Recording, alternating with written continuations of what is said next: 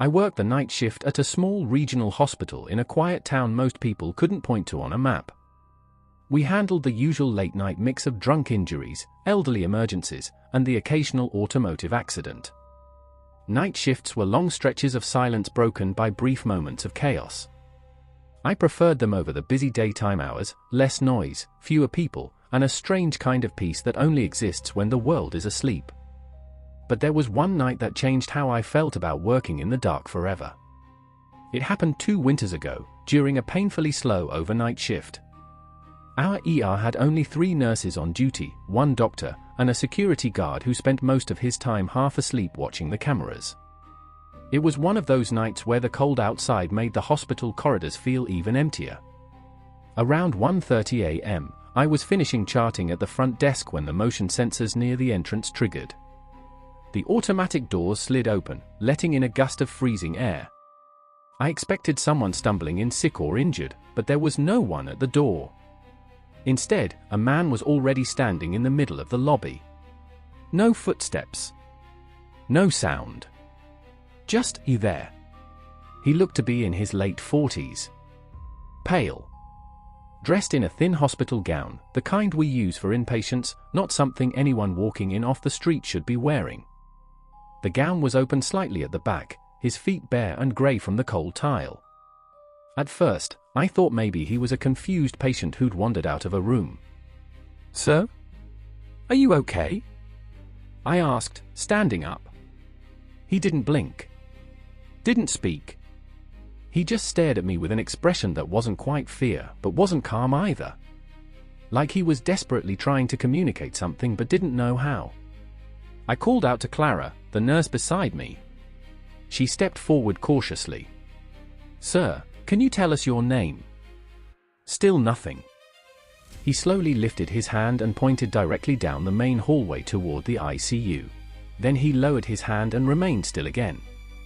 Clara and I exchanged a confused look. We weren't allowed to leave patients wandering, so we approached him gently. When we got close enough, I noticed something that made the hairs on my arms rise. His wristband, the patient ID band, was blank. Completely blank. No name. No birth date. No medical number. Nothing. Every admitted patient must have a labeled wristband. This one looked like it had been intentionally wiped clean. Before we could ask more, he simply turned and walked down the ICU hallway, slowly, quietly, without looking at either of us. We followed at a distance. Halfway down the hall, he passed under one of the overhead lights. That's when I saw the back of his gown. It was smeared with dried blood. Not fresh, but old, brown, stiff, cracked in several places. Clara whispered, "We need to call security." But the man kept walking until he stopped right outside ICU room 4. He placed his hand gently on the door, like he already knew who was inside. Then he vanished into the room. We rushed up behind him, but when we pushed the door open, the room was empty. Only the elderly woman assigned to it lay asleep, hooked to her monitors. There was no sign of the man. Nowhere to hide. Nowhere he could have gone. We checked the bathroom. Checked under the bed. Checked every corner. Nothing. The security guard arrived, annoyed and half awake, thinking we'd overreacted to a confused patient wandering around. But the camera footage changed his expression instantly. On the footage, the automatic doors opened, but the lobby remained empty. Clara and I watched in silence as we saw ourselves on the recording, standing, looking directly at a man who wasn't there. Talking to him. Following him.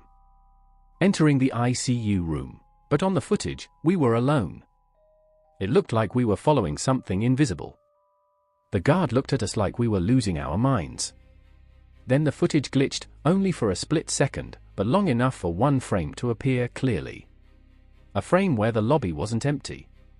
The man was there. Standing exactly where we saw him. Then the screen went back to us standing alone.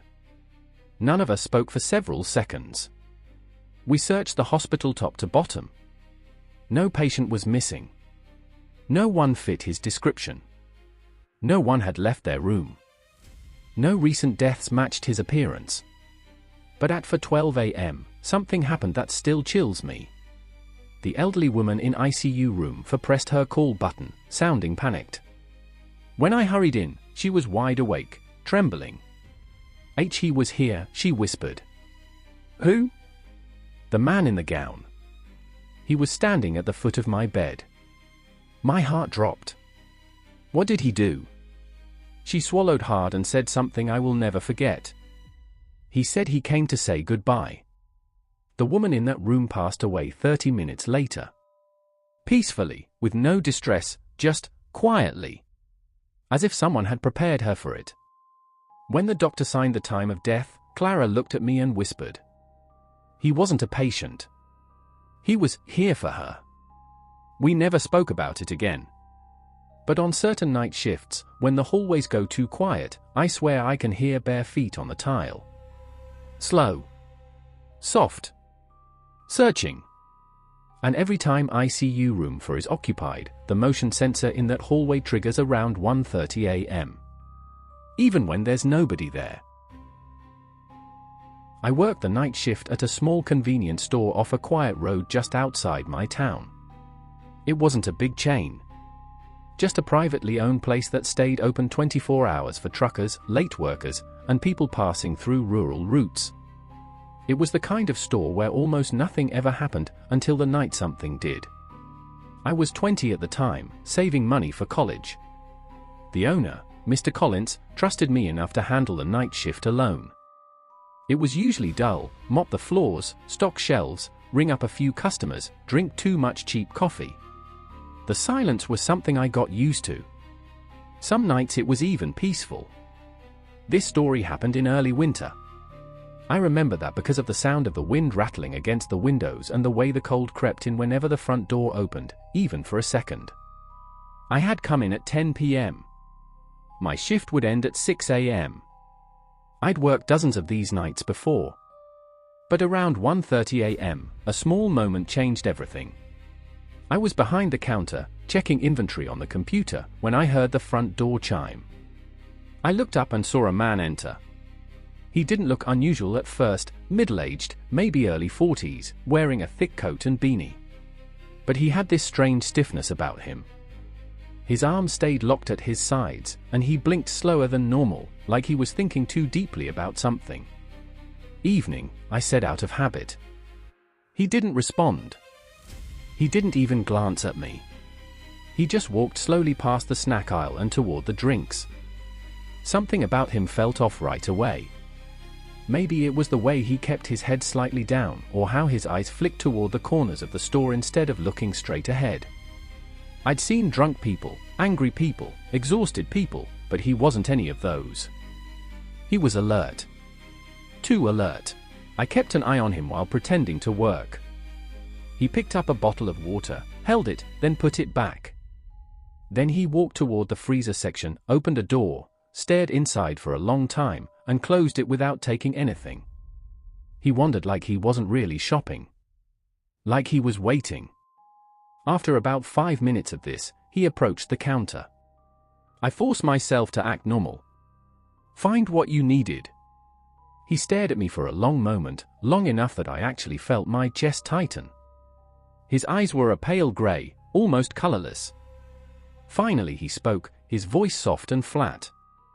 "What time do you close?" "We're open all night," I said. He didn't blink. "No. I mean you. When do you leave?" My stomach dropped an inch. 6, I answered cautiously. He nodded once, slowly, like he was confirming something he already suspected. Then he turned and walked out. He didn't buy anything. Just before the door closed behind him, he looked back at me through the glass. Not with curiosity, not with confusion, just a cold, steady stare. Then he disappeared into the night. I tried to brush it off. Weird customers happen. Maybe he was mentally unstable. Maybe he was lonely. Maybe he was asking because he'd been robbed before. I forced myself to keep working.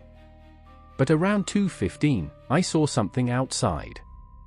The store windows faced the parking lot, which had only 2 lights, one by the sign and one near the entrance. Beyond that was empty road and darkness. As I was checking in a delivery list, I noticed movement outside in the far corner of the lot. A shape. A person. It was him. He was standing at the very edge of the light, almost completely still. Not near a car. Not walking. Just standing there, facing the store. My chest tightened. I stepped back, pretending I didn't see him, but every instinct screamed at me to do something, call someone, lock the doors, hide in the back. But I didn't. I kept telling myself I was overreacting. He wasn't doing anything illegal. Maybe he was waiting for someone. Maybe he lived nearby. I repeated those excuses like a mantra, but they didn't make me feel any better. At 3 a.m., he was still there. Sometimes he'd move a few feet. Sometimes he disappeared into the dark and reappeared in another part of the lot. But he never came back inside. And he never left. By 4 a.m., my nerves were shredded. I kept glancing at the door every 10 seconds. The silence of the store felt louder than normal. Every chime of the freezer made me jump. At one point, I ducked behind the counter to call Mr. Collins, but as soon as I picked up the phone, I felt this intense pressure, like if I moved even a little, he'd know. I peeked over the counter. He was closer now. Standing directly in front of the windows. His face was barely visible under the harsh overhead light, but I could see his eyes. He was staring right at me. I ducked again, heart pounding so hard it hurt. I wanted to call the police, but they would ask what exactly he was doing wrong. Standing wasn't a crime. Looking wasn't a crime. And the thought of him seeing me on the phone made me shake. By 4:45, he had moved again, this time to the side of the building, out of view. That scared me even more. I didn't know where he was. Every second I expected him to appear at the back door or side window. At 5:10 a.m., the power flickered. Just a quick flash, but the lights dimmed, the fridge compressors stopped, and the store fell silent for half a second. When the lights came back, I heard something that made my blood run cold. The back door rattled. Someone tried the handle. I froze. The back door was metal, with only a deadbolt and a push bar. Anyone determined could break it with enough time. I tiptoed toward the office where the store's only lockable door was, trying to stay quiet. Another rattle. Harder this time. Someone was definitely trying to get in. I reached the office, closed the door silently, and locked it. Inside was a small desk, an old computer, and the security monitor showing all for exterior cameras. When I looked at the screen, I sucked in a sharp breath. He was at the back door. His jacket was off now. He wore a dark hoodie, head down, one hand gripping the door handle like he was testing the strength of it. He wasn't panicking, he wasn't rushing, he was methodical. Focused. The power flickered again. He immediately looked up at the camera. Dead into it. Dead into me. For several seconds, he didn't move. Then he mouthed something. I couldn't hear it, but I knew what he said. 6. He backed away into the darkness behind the building. I lost sight of him completely. The next 40 minutes were the longest of my life. I didn't leave the office. I didn't move. At one point, I swear I heard footsteps on the roof, but I don't know if that was real or just panic. At exactly 5:59, a car pulled into the parking lot. It was Mr. Collins, early for once. I rushed out, unlocked the front door, and practically ran to his car. What happened? He asked immediately, probably seeing my face. I explained everything. He believed me, mostly because of what he found next. On the side of the building, near the back door, there were footprints. Fresh ones in the frost. But deeper, scattered by the dumpster, were a few things we hadn't expected. Zip ties. A pair of gloves. A folded piece of duct tape. A small pocket knife. The police came, took statements, reviewed the security footage, but they never identified the man. The cameras showed his face clearly enough, but he wasn't in any database. They said he likely wasn't local. I quit that job 3 days later. But here's what still keeps me up some nights. They checked the roof after I told them about the footsteps. Up there, in a thin layer of frost, were tracks. Size 11 boots. Fresh. Leading directly above the office, where I had been hiding. I worked the overnight shift at a 24-hour convenience store during my second year of college. It wasn't glamorous, but it paid well enough and the hours were quiet. At least, that's what I thought when I first took the job. As long as I kept the coffee fresh, cleaned the counters, and restocked shelves, I could usually get through a shift without seeing more than 6 customers. Back then, I liked the silence. I liked the slow hours. But now, even years later, I still can't hear a ringing phone at night without my chest tightening. None of this would have happened if it weren't for the calls, the ones that started just after midnight. It began on a Wednesday. Midnight had passed, the store was empty, and I was behind the counter scrolling through my notes for a class I had the next morning. The phone rang, echoing unusually loud in the quiet store. I picked it up. Store on Oak View Road. How can I help you? At first, there was nothing but static. I waited. Then a low voice whispered, almost cracking, "Is he gone yet?" I blinked. Is who gone? The person breathed into the receiver, not fast, not panicked, but slow, shaky, like they were trying to keep from crying. He's been standing outside my house for hours. In the yard. Facing the door. Did he leave? Can you check? I stopped writing. There was a long silence before I said, "I think you have the wrong number." The person didn't reply. They just hung up. Weird, but not terrifying. I assumed they were drunk, or maybe messing with me. Strange calls weren't unheard of. But about 20 minutes later, the phone rang again. I sighed and answered. Store on Oak. Please, check if he left. Please tell me he's gone. It was the same voice. Quiet. Unsteady. But now there was something else, like they were whispering from inside a closet. Listen, I said, trying to keep my tone light so I wouldn't sound rude, I'm not at your house. You called a convenience store. A breathy sound, like someone covering the phone with their hand. Then, he moved closer. I can hear him breathing outside the door. Please, can you see him from there? Goosebumps crept up my arms. I was about to repeat that they had the wrong number, but then the phone cut off again. This time, I stood there holding the receiver a bit too long. The store felt different, like the silence had thickened. I remember scanning the window just to make sure no one was standing outside. The parking lot was empty. At 1:03 a.m., the phone rang a third time. I picked it up slowly. He's knocking now. Please, please tell me he's not real. That sentence made the hair on the back of my neck rise. The voice wasn't whispering anymore. They were breaking.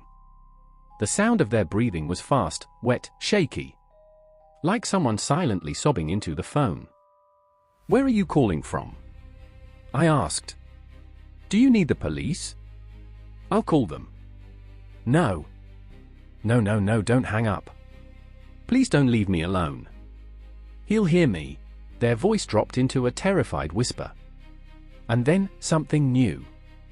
A faint, rhythmic knocking picked up in the background. Slow. Heavy. Knock. Knock. Knock. The person whimpered. I felt a twist in my stomach. Where are you? I asked again. Tell me your address. He's at the peephole. He's looking right at me. His eye, God, his eye, he's smiling. My skin went cold. Okay, I said carefully, grabbing the store phone book. I'm calling 911. Stay on the line. No, don't, he'll hear the click. I didn't listen. I put them on hold and called the police from my cell. I told them someone was in danger and being stalked outside their home. I didn't have an address, but I gave them the phone number showing up on our caller ID. They said they'd try to trace it. When I clicked back to the store phone, the line was silent. No static. No breathing. Just silence. Hello? Nothing. Are you still there? Nothing. The call ended 30 seconds later. I didn't get any more calls that night. But I didn't sleep the next morning either. The next day, Thursday, my manager came in early. He looked stressed. As soon as I clocked out, he pulled me aside. "Did you take any prank calls last night?" I froze. "Why?" He rubbed his forehead. "Police came by. They wanted camera footage from midnight to 2. Said someone kept calling emergency services from a disconnected landline." I frowned. "Disconnected? Are you sure? Because someone definitely called us 3 times. He looked at me like I'd misunderstood. "That number hasn't been active since 2018, he said. They checked. The house it belonged to burned down. The owners moved states." My mouth went dry. Was anyone hurt?" I asked. He shook his head. "The place has been empty for years. Completely boarded up." I didn't believe him, not because he was lying, but because I had heard the knocking. I heard the fear in that person's voice. I started my shift again that night, though I was already on edge.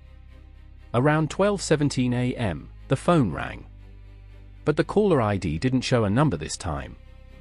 Just unknown caller. I didn't move. The phone kept ringing, echoing through the store. Slow. Loud. Non-stop. I let it ring 11 times before it stopped on its own. 5 minutes later, it rang again. The store felt colder.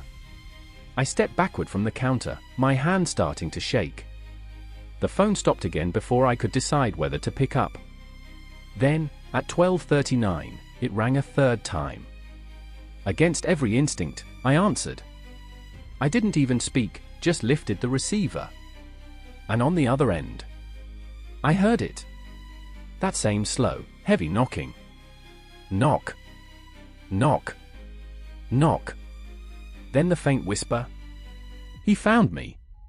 The line clicked dead. I quit the job the next morning. I still wonder. Was I talking to someone alive? Was it a recording? A prank? A warning?